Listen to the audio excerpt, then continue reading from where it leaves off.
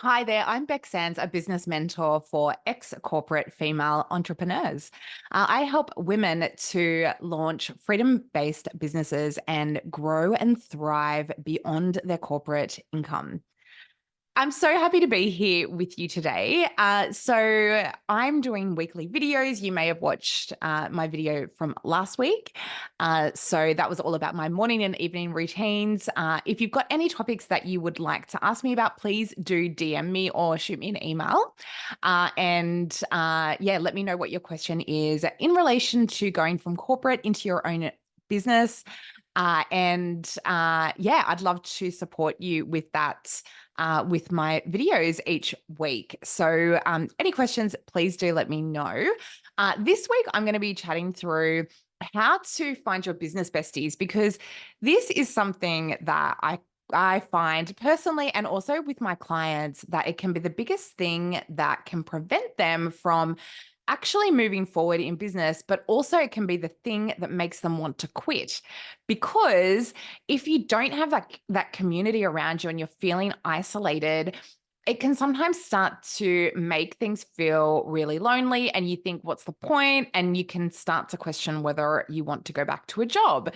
So we don't want you to be there because we want you to be really thriving in your business and connected with your freedom vision. So, and the vision of what you want your lifestyle and your work to look like, and your vision of really connecting in with the purposeful work that you're wanting to be doing in the world through coaching or consulting or a mixture of both. So I feel like, we don't want this thing to hold us back. And that is feeling really like we're not part of our corporate community anymore. But then we're also not quite part of an entrepreneurial community because the people that we sort of have connected with are either too busy and not quite at the same level, or we just don't know anyone in person that we can really sort of reach out to. So it is something that is worth prioritizing right from the get-go. And I'm going to give you 5 tips today to grow your network of business besties so that you can feel really connected and part of a community of like-minded, incredible women. So let's dive into it. Here are my 5 tips.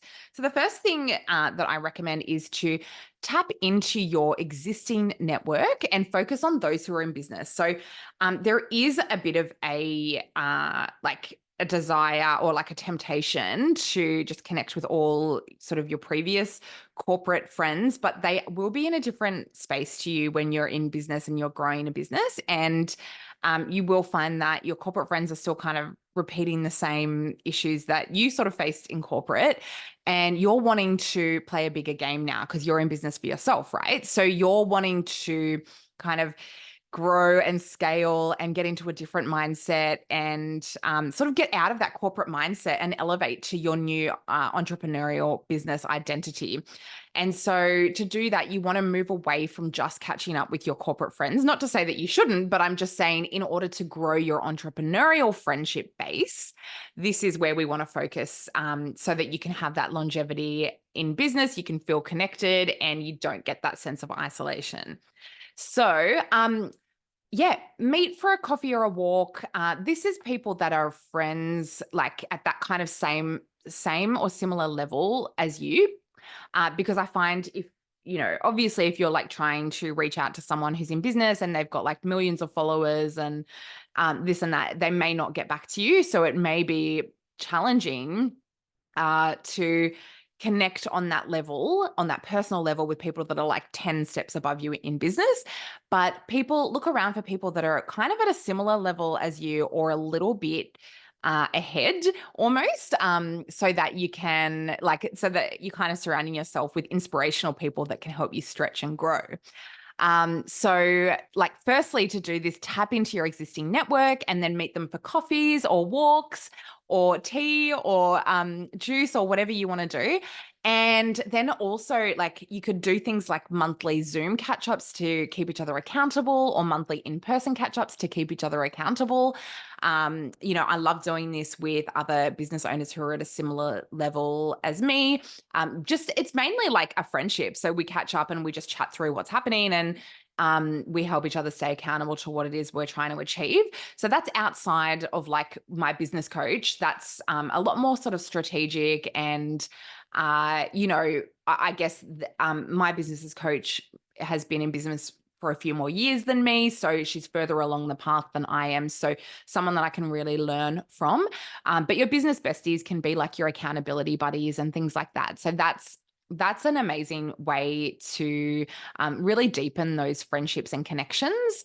And it's so important, like I said, to make time for it when you're in business to avoid that feeling of isolation.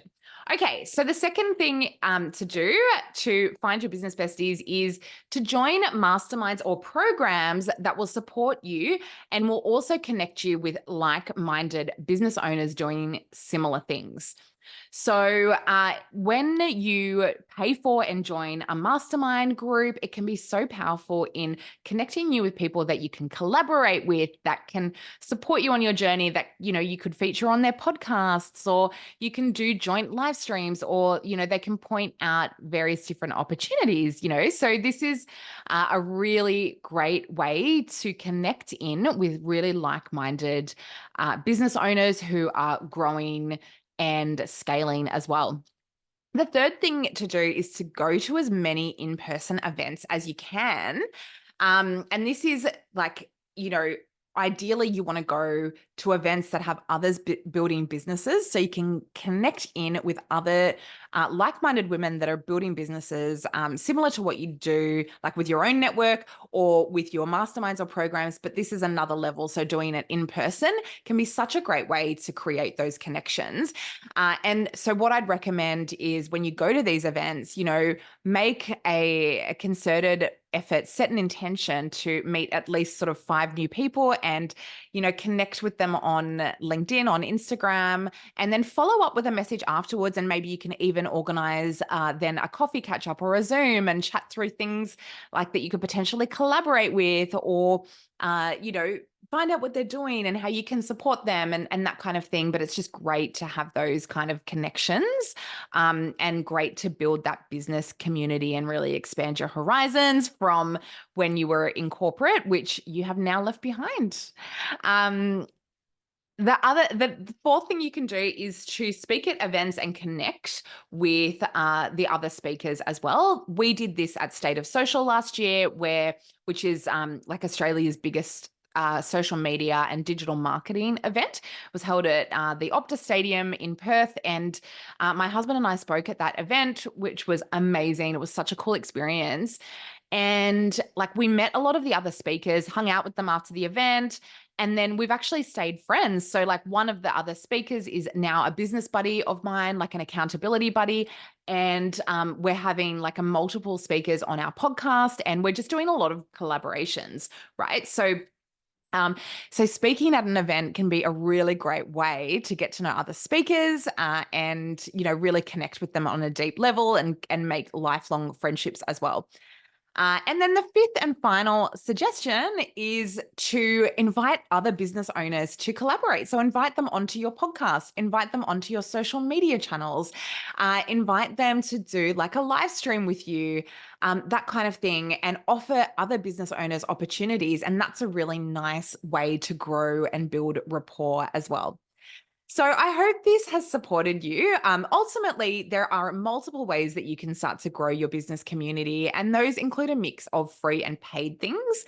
And I do recommend including a mix of free and paid, because you do need to invest to grow your business, and you do need to invest to grow that community of of other incredible business owners who are also investing in themselves. Because remember, when you invest in yourself, that just is a way of you saying energetically, I'm worth this effort and time and energy that I'm putting into my business, into my investment, into this growth. So it is a real thing around being worthy. But that, in saying that, I feel that, we do need to sort of get to that level. So when I first started my business, it was like, and I was on the side of my corporate job. I was looking at all the free resources that I could and learning everything that I could for free. And then I started taking online courses. And then I started working one-on-one with a business coach. And then I started doing, high-end masterminds. And then I started like paying for big conferences and things. So, it's like it's where you're comfortable, but just take that little next step in investment. And it might just start with your time investment, which I believe is like, the biggest investment of all. But, and then you can kind of start to scale as you feel ready. But, there is always an investment, whether that's time, energy, money, a mix of both, required when growing your business. So good luck. Let me know how you go. DM me, reach out. And like I said, if you've got any specific suggestions for video topics that I can answer, please let me know. And I will respond to those. But I hope you're loving these bite-sized business tips. Have a great day. Thanks so much for watching.